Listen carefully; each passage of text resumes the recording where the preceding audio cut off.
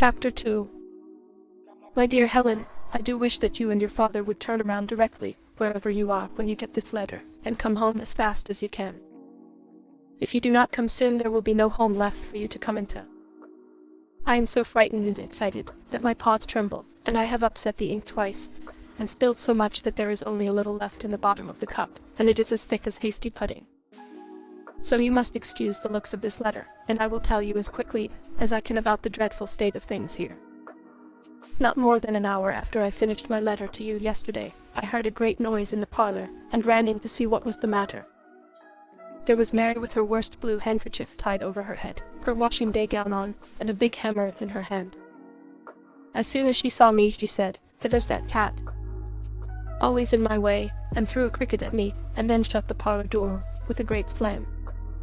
So I ran out and listened under the front windows, for I felt sure she was in some bad business she did not want to have known. Such a noise I never heard. All the things were being moved, and in a few minutes, what do you think, out came the whole carpet right on my head. I was nearly stifled with dust, and felt as if every bone in my body must be broken, but I managed to creep out from under it, and heard Mary say, "If there isn't that torment of a cat again." I wish to goodness Helen had taken her along.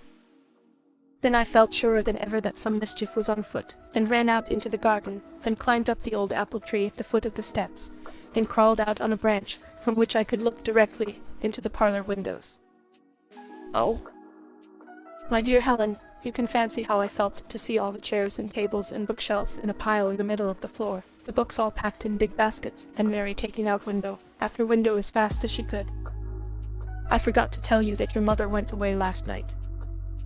I think she has gone to Hadley to make a visit, and it looks to me very much as if Mary meant to run away with everything, which I climbed up the old apple tree, and crawled out on a branch from which I could look directly into the parlor windows. Could be moved before she comes back. After a while that ugly Irishwoman, who lives in Mr. Slater's house, came into the back gate. You know the one I mean, the one that threw cold water on me last spring. When I saw her coming, I felt sure that she and Mary meant to kill me, while you were all away. So I jumped down out of the tree, and split my best claw in my hurry, and ran off into Baker's Grove, and stayed there all the rest of the day, in dreadful misery from cold and hunger.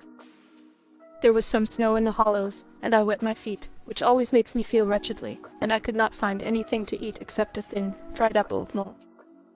They are never good in the spring. Really, nobody does know what hard lives we cats lead, even the luckiest of us. After dark I went home, but Mary had fastened up every door, even the little one into the back shed. So I had to jump into the cellar window, which is a thing I never liked to do since I got that bad sprain in my shoulder, from coming down on the edge of a milk pan.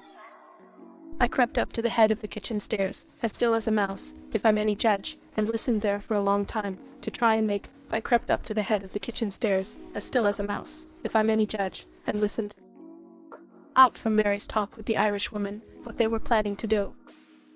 But I never could understand Irish, and although I listened till I had cramps in all my legs, from being so long in one position, I was no wiser. Even the things Mary said, I could not understand, and I usually understand her very easily. I passed a very uncomfortable night in the carrot bin.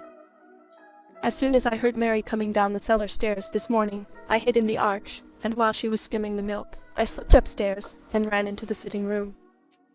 Everything there is in the same confusion. The carpet is gone, and the windows too, and I think some of the chairs have been carried away. All the china is in great baskets on the pantry floor, and your father and mother's clothes are all taken out of the nursery closet, and laid on chairs. It is very dreadful to have to stand and see all this, and not be able to do anything. I don't think I ever fully realized before the disadvantage of being only a cat. I have just been across the street, and talked it all over with the judge's cat, but she is very old and stupid, and so taken up with her 6 kittens, who are the ugliest I ever saw, that she does not take the least interest in her neighbors' affairs.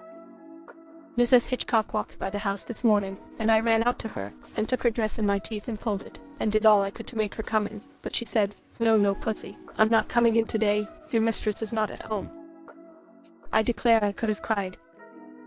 I sat down in the middle of the path, and never stirred for half an hour.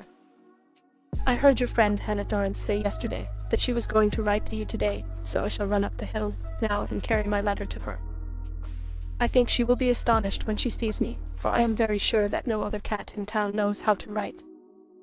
Do come home as soon as possible. Your affectionate Pussy. These two men have just driven up to the front gate, in a great cart, and they are putting all the carpets into it. Oh dear, if I only knew what to do. And I just heard Mary say to them, "Be as quick as you can, for I want to get through with this business before the folks come back."